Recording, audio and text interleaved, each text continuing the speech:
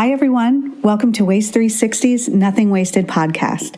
On every episode, we invite the most interesting people in waste, recycling, and organics to sit down with us and chat candidly about their thoughts, their work, this unique industry, and so much more. So thanks for listening and enjoy this episode.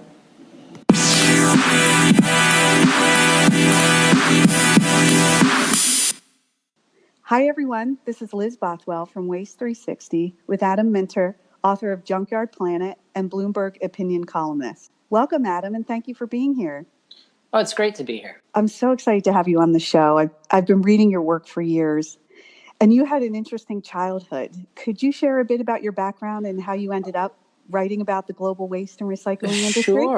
Sure. Well, I like to say I grew up in a junkyard, which is only a slight exaggeration. My family had been in the business since the early 20th century when my great-grandfather came over to the United States and started work as a rag picker, eventually made his way up to Minneapolis, and that's where the family business was. We had a small metal scrapyard, so I worked there really as far back as I can remember, doing simple tasks in the warehouse, sorting plumbing scrap, whatever it might be.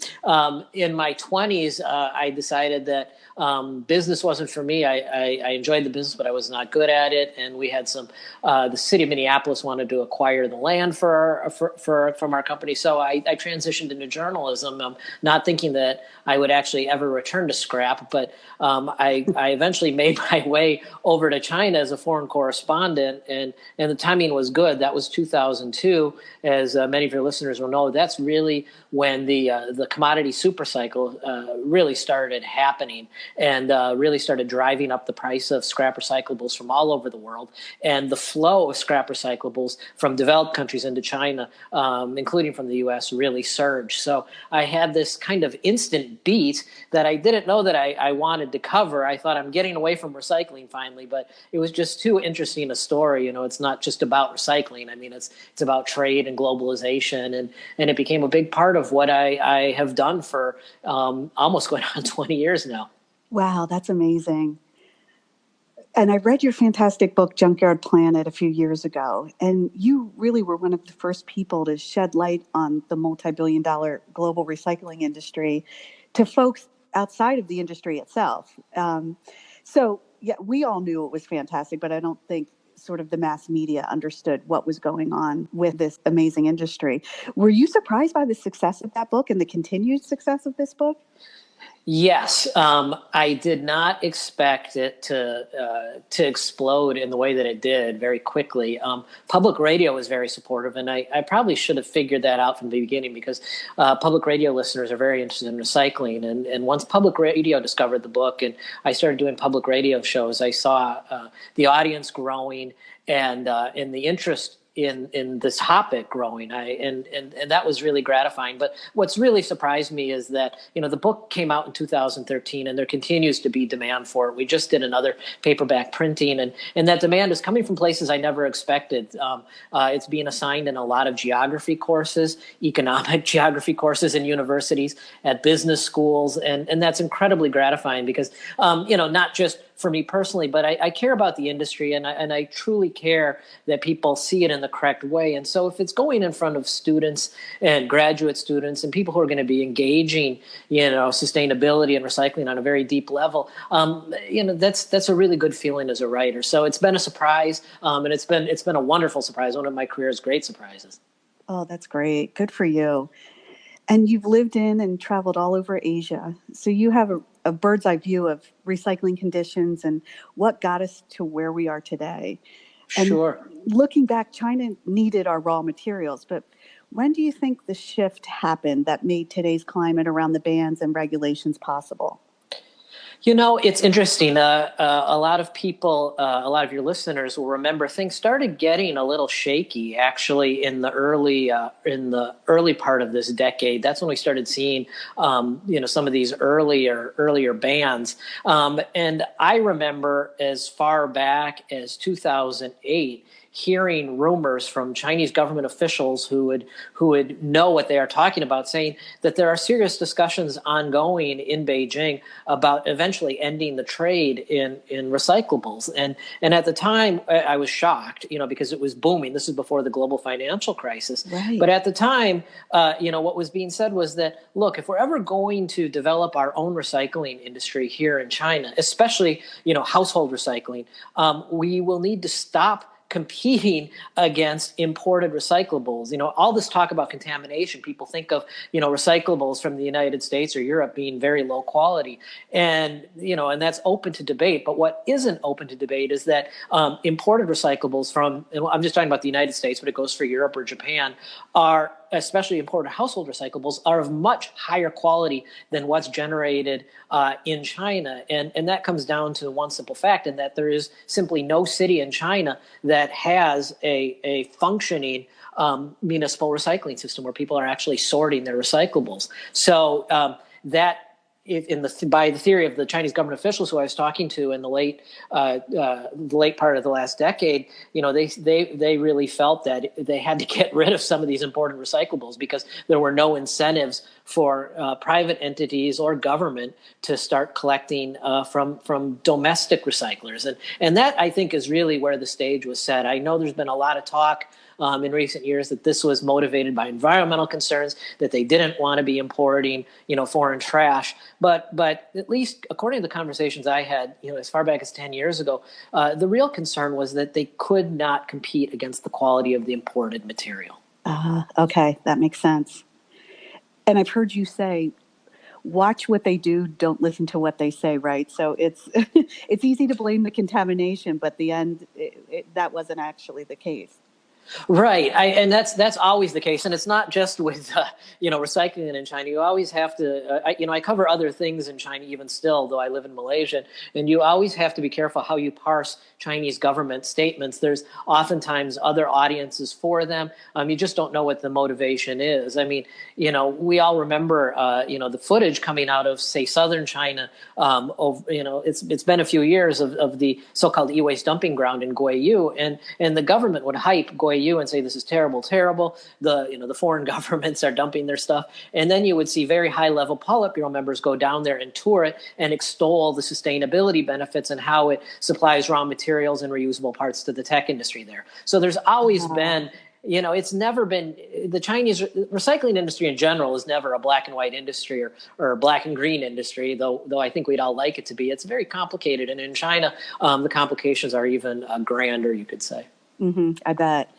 And then do you think, you heard talk of this back in 2008, is China any closer to establishing more infrastructure, like modernizing their landfills or incinerators or recycling systems, or is the issue still the same? They've really improved a lot. I Okay. mean, there's been a tremendous improvement, especially in the disposal systems, and I'm talking largely on the east coast of China, where there have been massive investments made in incinerator technology. They're not going to, at least on the east coast, because land is so valuable and so scarce for development. They're just not going to develop landfills anymore, though they do have some modern landfills. So they are investing in good incinerators. They're very interested and have acquired Japanese incinerator technology, and the Japanese incinerators are as clean as an incinerator can be. So that's something that they've really improved quite a bit. In terms of the scrap recycling industry, it runs much cleaner than it did when I first arrived in China in 2002. You just don't see the open burning anymore, at least in the more developed regions. I don't want to say it's always gone. It's in a massive, massive country. But yes, to your question, I mean, there has been improvement, but it's going to take time, and it's a massive country with huge city clusters, and it won't happen in 10 years. You're talking generational changes. Oh, definitely. And then how are they with public education about recycling? I'm just comparing them to Japan. Japan sounds like they're worlds ahead of the U.S. in this regard. So just wondering how it is in China. Yeah, I mean, I spent a lot of time in Japan over the last 2 years for this for this next book. And I consider myself a pretty good, very conscientious recycler. And the granularity of instructions in Japanese homes and on the street and where you put, various containers, I mean, had me doubting myself and feeling guilty. Oh, wow. It's fantastic. And they really have a public ethic, and there's all kinds of reasons for their culture of recycling, but it's impressive. And I think it's hard to replicate anywhere. I think they, in terms of that public education component, are the tops. China is not. Like a lot of developing countries, most of the population still looks at recycling as an economic act, as something that that can be put out inside their home and somebody will pick it up. So the motivation, the environmental motivation isn't there. During my time in Shanghai, the government, with some private entities, tried several times. There were several efforts to start sorting programs, getting people to do the equivalent of a blue bin. It was never a blue bin, but getting people to think about sorting their trash. And it just never caught on. And when it was, the efforts were harmed as well by the fact that, you could see this stuff being sorted, and then the garbage truck comes and everything's just thrown together into the garbage truck. And I saw that in Beijing as well. So they've made efforts in the biggest cities, but it's these efforts, I don't want to say they're half-hearted, but they don't follow through on them. They may last 6 months to a year, and then it just falls off. And so it's going to take time. It's a generational change. It's a developing country transitioning, and at least in the big cities, I think you'll see younger people start thinking in terms of environmental issues and sustainability, but it's going to take time. Definitely. And then I've heard you say before that China's got the circular economy down. Do you still think we can learn from them with what they're doing with everything from Christmas lights to iPhones? I do. One of the things, let me relate to an experience I recently had. I had an iPad mini, the second generation one, that had finally given up the ghost recently. And I wanted to, it just was done. And I didn't obviously want to throw it in the trash. I didn't want to throw it in the recycling bin. I spoke to my wife, and she sort of crossed her arms and said, "So, Mr. Recycling, what are you going to do?" One easy option would be to take it to the Apple store. And at the Apple store, they would have taken it for free. There's no trade-in value. It's a much older device, and it would have been taken to a recycler and shredded, and there would have been some raw material value taken out of it. What I ended up opting to do was I went on eBay, and you could find the same model of older iPad mini, people bidding on them $30 to $50. Most of the people doing the bidding had ethnic Chinese names. Some of them were in California. And so I thought, well, I'll see what happens. And I ended up selling it with shipping for $50, wow. Which far exceeds. Yeah, I mean, far exceeds what the raw material value is in that iPad mini. Everybody knows that. So I didn't ask the guy who bought it what he was going to do with it. He was buying a lot of electronics. I saw older vintage electronics, but clearly at that price, something was going to be reused. Either the device itself, maybe it was going to be refurbished. Whatever was not working anymore, they would replace the parts in it and sell it in a developing country, or this person or whoever he works with would extract the parts. Sure. That's, and those parts would be resold, possibly as new, possibly as refurbished. We don't know. But that's something, of course, you can do that in the U.S. And he was I think he was in San Jose. But that's a much more common thing to have happen in a developing country like China, which has a large reuse infrastructure, massive reuse infrastructure, mostly based in Shenzhen, where instead of looking at a broken device as something that should be shredded and what limited raw material can be taken out of it will be taken out of it, they look at an old device as a combination of older parts that can be reused. And there is a massive economy, a multi-billion-dollar economy in reusing parts in China. And that is something that I do believe, not just the United States, but the EU, which is, pushing very hard its circular economy initiatives, can learn from. But it's hard as well because there's all kinds of issues wrapped up within that, including intellectual property issues. And so that makes it hard. But I do think that at least theoretically, there's something to be learned from this. Definitely. So what do you think is the future of e-waste? as a planet, how are we going to deal with this influx as 5G comes in and we just know sort of what's coming, or at least we think we know what's coming around the corner in terms of what we will be disposing of, and it's a lot more than what we have right now. Yeah, I'm both worried and not worried. Let me tell you the not worried side of it first. One, we often hear that e-waste is the world's fastest growing waste stream. That's not true. The world's fastest growing waste stream, if you travel around the developing world, is automobiles. And where people have gotten the idea that e-waste is it, small phones, I don't know. I mean, the growth in automobiles is enormous, and that's a huge problem. And if you go to automobile recycling yards in the developing world, then you'll see a real problem, not the e-waste recycling yards. The second thing is I do have some faith that design for recycling and design for reuse principles are starting to penetrate into sort of product designer and manufacturer consciousness. And so I think that will be helpful. I mean, it's certainly very early, but 10 years from now, I think we will actually see products being much more recyclable, much more reusable than they are right now. In fact, I would be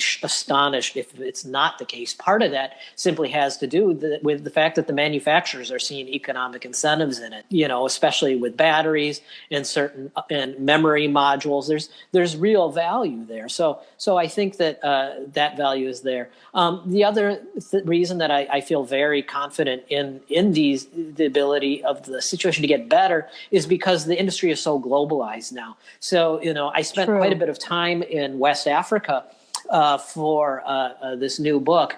And West Africa has this reputation as being a dumping ground. People dump their stuff. And, I've never seen anything dumped in the recycling industry. I see it bought and sold, but not dumped. And one of the things that happens in West Africa that I think has been, wildly overlooked by people who profess to be concerned about this is the amount of e-waste that is exported out of Africa, specifically memory chips, CPUs, screens, and those modules, those parts are being exported in many cases to Nigeria, where they're reused in new or refurbished devices, and an extraordinary amount of gold-bearing electronic scrap is being exported back to China. So you have this robust trade, not just West Africa, but Africa in general, with West Africa and China, which is very keen to get that raw material so that it can reprocess it and it can be reused again, either as parts or as a commodity. And China is rapidly upgrading its technology so that it can do this sort of thing in an environmentally sound way. They see an economic incentive for doing it. So I'm very optimistic in that sense. Will everything be perfect? No. But I think there's a lot of reason to be optimistic. There are also reasons to be pessimistic. I think something that the recycling industry, the electronics industry, and the automobile industry are roundly unprepared for is the recycling of electric vehicles. These are no longer going to be mechanical devices. They're going to be more akin to drones with very few moving parts, a lot of silicon, a lot of extremely expensive components, and it's going to require a revolution in how these products are disassembled, who owns them post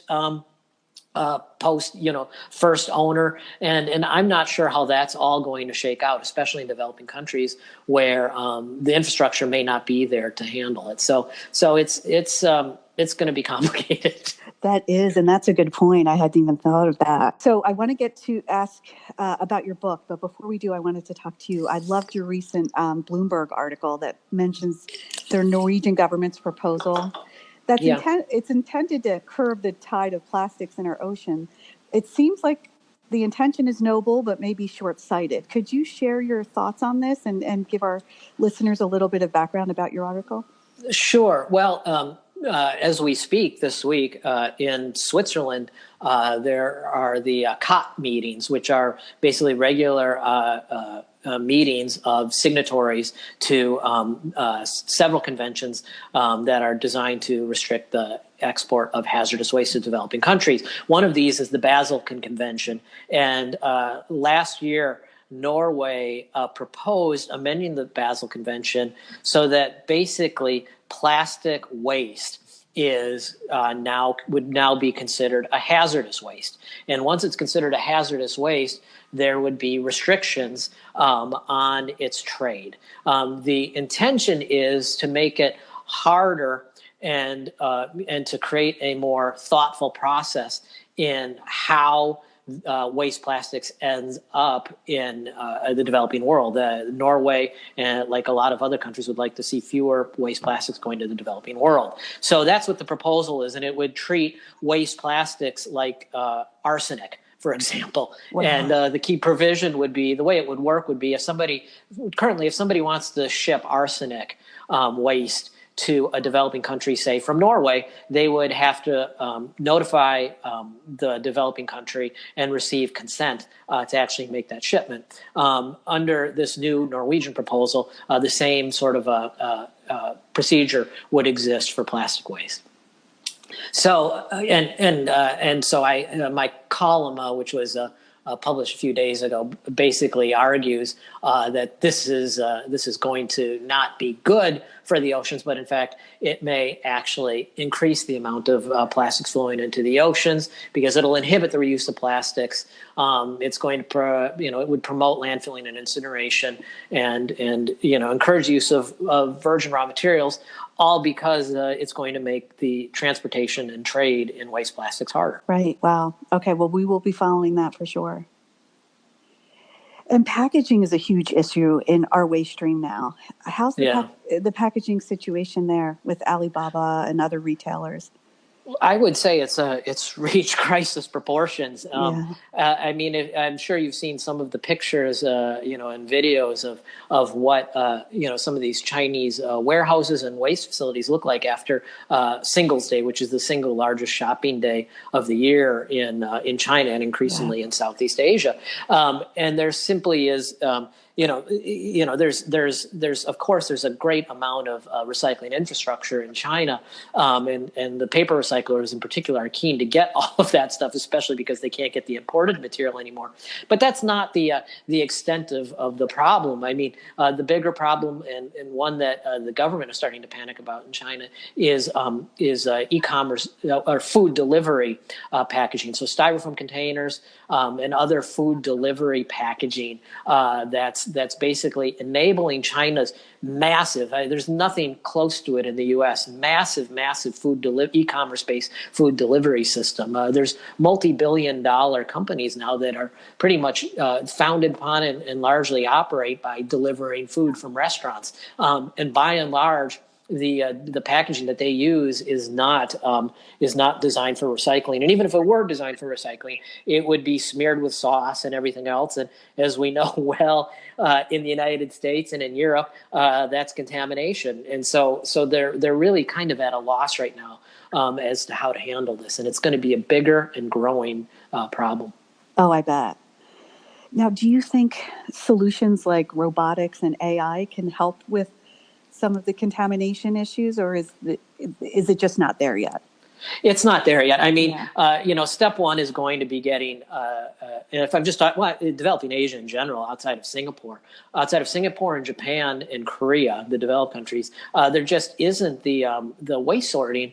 It's not happening yet. You don't have the recycle bin in developing Asia, including China. And so obviously, optical sorting and the various robotics, that's just not going to be an effective solution when you've got, a massively commingled, truck filled with food waste and other recyclables. So no, not yet. I mean, what China and other developing countries in Asia really need to do is they need to be able to build household recycling infrastructure so that they can get to the point where they can talk about robotics. Mm-hmm. That makes sense. So you have a new book on the horizon called Secondhand. Could you talk more about that? I would love to hear about this one. Sure. Sure, sure. Well, Secondhand really was born out of the last couple chapters of Junkyard Planet. When I started looking at basically, rather than just looking at commodities, I started looking at whole things, clothing, whole electronics. And I started, mulling what happens to these, not when we drop them off at the recycling center, but what happens when we drop them off at the Goodwill.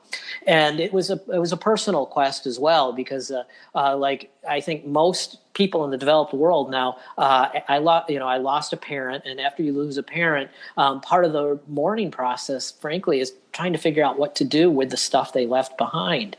And I started trying to figure out what was going to happen to my mother's things after she passed away, and a lot of them went to Goodwill. So I made it sort of a quest to figure out what happens within sort of the thrift infrastructure, the thrift industry. Where do things go? Is there a better way to do it? And I just really wanted to explain to my readers, what that all looks like. And the book opens literally at a Goodwill donation door. And I take you on a journey, from the donation door through the thrift system and around the world. Ultimately, it's also a book about consumption, because, it turns out, and I kind of knew this, and I think anybody in the recycling industry kind of knows it, but there's a real limit to how much of your stuff can be reused, whether it be clothing, computers, the glow sticks from that concert you just went to, whatever it is. Right. There's a very limited amount of use for it. And so the book, towards the end, starts posing the question,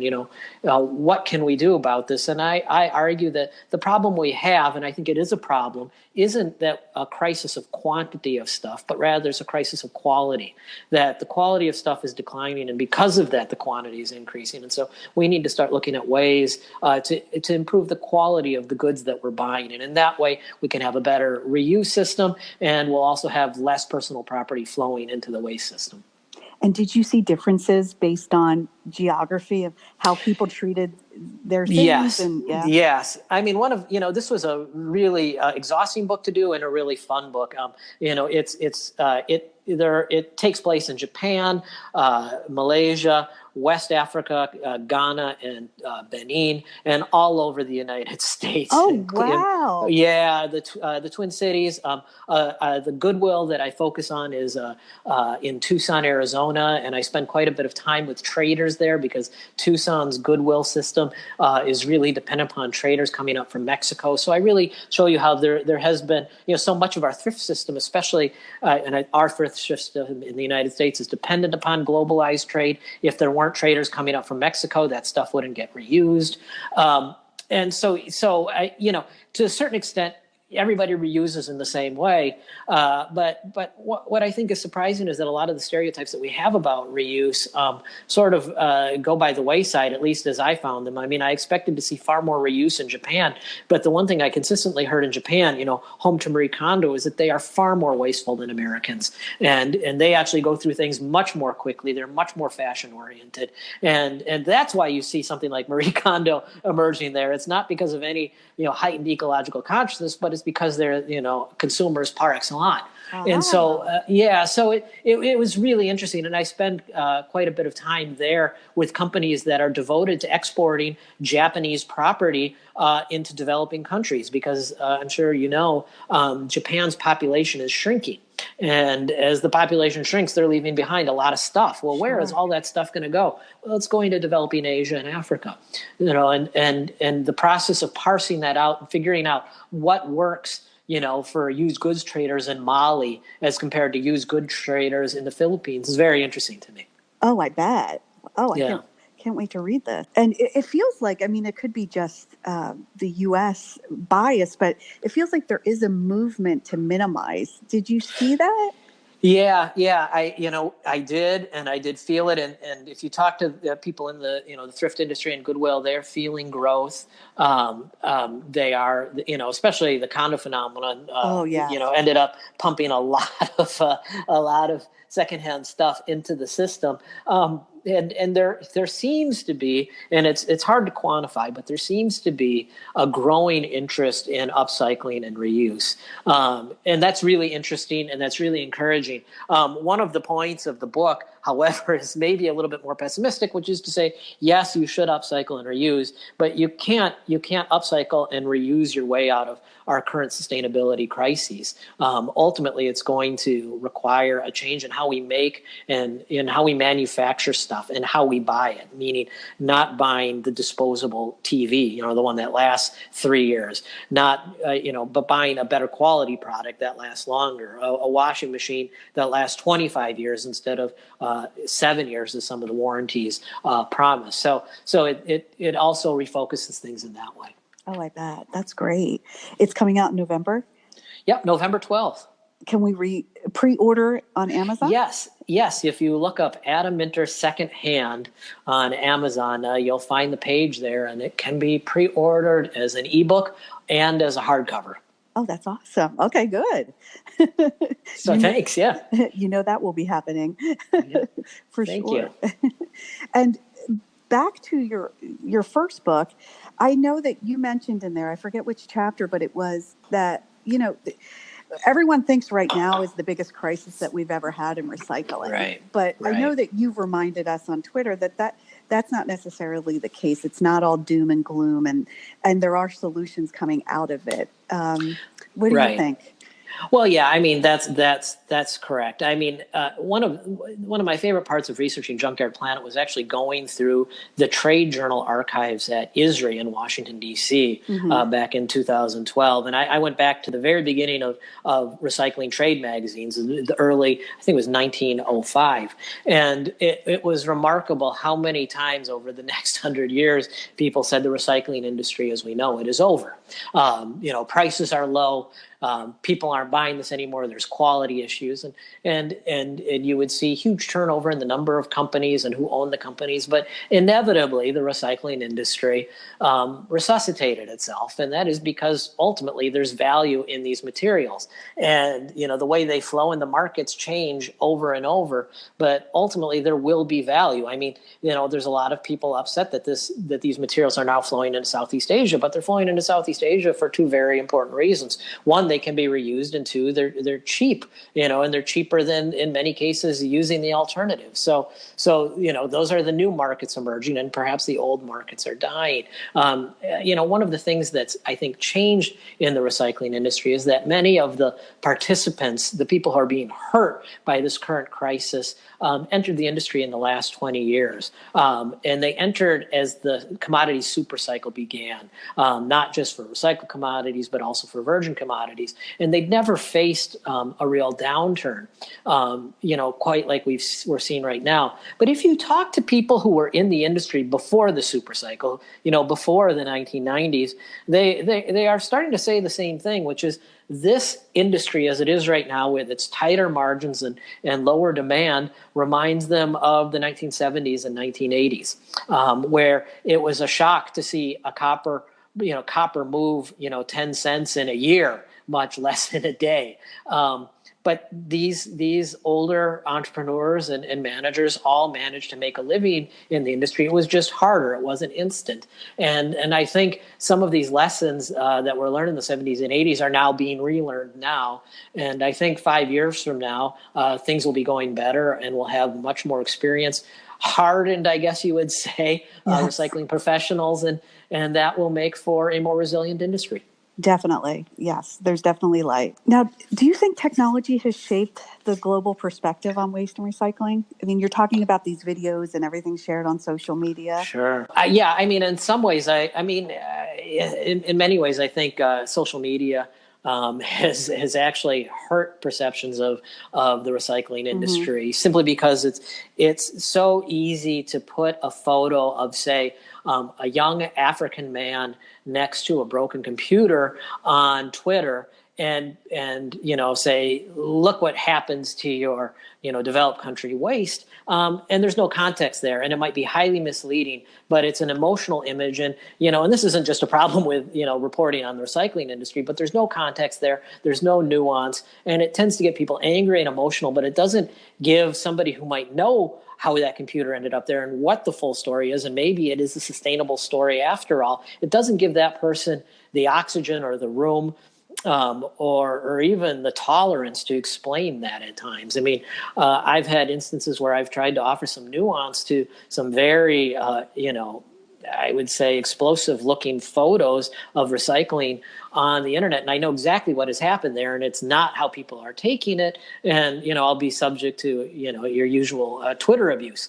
It becomes not worth it. And so I think in many ways, I mean, it's hurt the industry. But on the other hand, I've also felt, and I have mixed feelings on this, I don't think that the recycling industry over the years has necessarily done a great job of telling its story to the mainstream. It's still, in my impression, as somebody who grew up in it, it's an industry that likes to keep the gates closed and talk to itself, and there's good reasons for that. But increasingly in a connected world, I think it needs to open the gates wider and be more willing to explain what it's doing and be willing to take that criticism. While delivering a more nuanced message. It just has to, because the alternative is you're going to let the Twitter mobs and advocacy journalists who don't understand the economics of the recycling industry control the narrative. Right, that's a good point. And storytelling is such a huge part of our lives now. And I think the recycling industry is doing a lot of good things. And with storytelling being such a huge part of what we're all doing, regardless of industry, that we all need to do a better job of communicating it to the masses. Because to your point, otherwise you are going to have pundits and Twitter trolls telling your story, and it's out of context and not necessarily true. So. Right. Absolutely. And I'm not trying to point fingers at all. Don't get me wrong. I mean, I consider it my responsibility to tell the story as well also. And sometimes I feel I haven't always done a good job, but I just think in general, people associated with the industry should be willing to step up and tell these more subtle nuance and Definitely. Personal stories. And hopefully we will see more of that. And the other thing that I think is positive is I think a lot of brands and large companies, are starting to see as they understand that sustainability can't just be a label; they actually have to do it.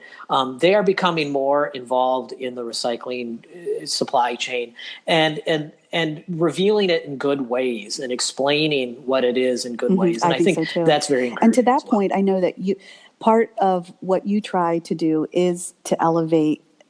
In China, what you called, the junk men and the junk people.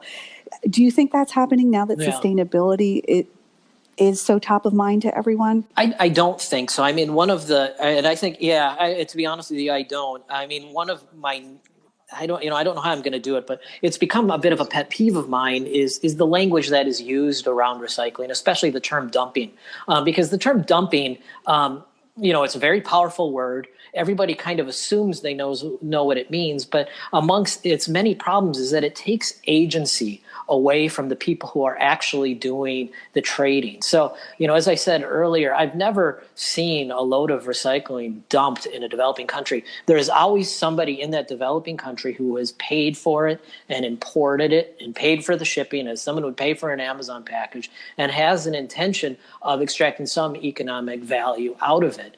And that story is never told. I mean, if you look at the way that the recycling stories have been told over the last year about the shift to Southeast Asia, you always see sort of the recycling facility in San Francisco, and then the next image you'll see is the leftover waste, say, in a field in Malaysia. But who is the person who got that through the port, and why did they do it? Nobody is digging up those. They're not hard to dig up. I mean, they're right on the shipping documents. And I think, there's a certain amount of erasure going on, and I don't think that's healthy, and I don't think it tells the industry's truths or it stories very well. And at times I think it also takes on a bit of a racial component because, so much of the global recycling industry is mediated by people of color. They're the traders, most of them small business people. And yet mainstream media coverage of the global recycling industry erases them almost entirely from the story. And I think that's extremely unhealthy. Good, I hope think it does. It's something that needs to change. So what else do you think we should be paying attention to around waste and recycling from your global perspective? One of the things that I found really interesting doing this new book was the opportunity to really dive into the state of secondhand clothing and textile recycling. And what I found was a market that's extremely complex, that's very robust, that's as globalized as anything most people in the recycling industry do. But it's also a market that's about to undergo a massive disruption for two big reasons. One, the world is producing and consuming more clothes than ever before. For a long time, it used to be that the buyers of secondhand clothes were in developing Asia and developing Africa, and the donors and sellers were in wealthy countries. Well, that's changing. And China is now, I think, will soon be the world's largest consumer of clothes. And one of the things I found when I was in Africa is there are large shipments of Chinese secondhand clothing going into Africa. And so that is driving down the price of secondhand clothing globally because there's all this new supply. At the same time as developing Asia and developing Africa get their own middle classes who want to buy new.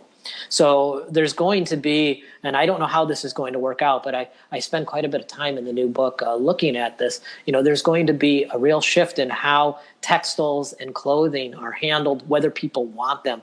And I think inevitably technology is going to have to come into this. But there's a big change coming in that market, and I think even people who aren't involved in secondhand textiles will feel it in other ways because I think to a certain extent it's going to be repeated in other markets that were dependent upon income inequalities to make the trades work. So what keeps you busy outside of your work? What keeps me busy outside of my work? I've got a 4-year-old. So yeah. So it's as soon as I'm done with work, I head home, and Sam and I head out to the big field across from our home and kick around a soccer ball or just run like mad or jump on the playground equipment. And he's my hobby. And so there's work and there's my son and my wife would agree with this. And then whatever time my wife and I can squeeze in, outside of what she does and what we're doing with our son, we do. So I'm plenty busy, and it's all good. What a great having a age. 4-year-old Enjoy every minute of that. This has been fantastic. Can you please let us know when you will be coming to New York to do your book tour for Secondhand? I absolutely will. I mean, I can tell you right now, we were actually just discussing some of this on email yesterday. I should probably be arriving in New York on November 10th, and there will be a launch event on the 12th and probably something on the 13th as well. So yeah. Thank you so much for having me on. This is great. Thank you so much. I can't wait for our listeners to hear this. You've just given us so much to think about, and your global perspective is just amazing. So thank you. Good. Thanks again for having me. We'll be in touch. Bye-bye.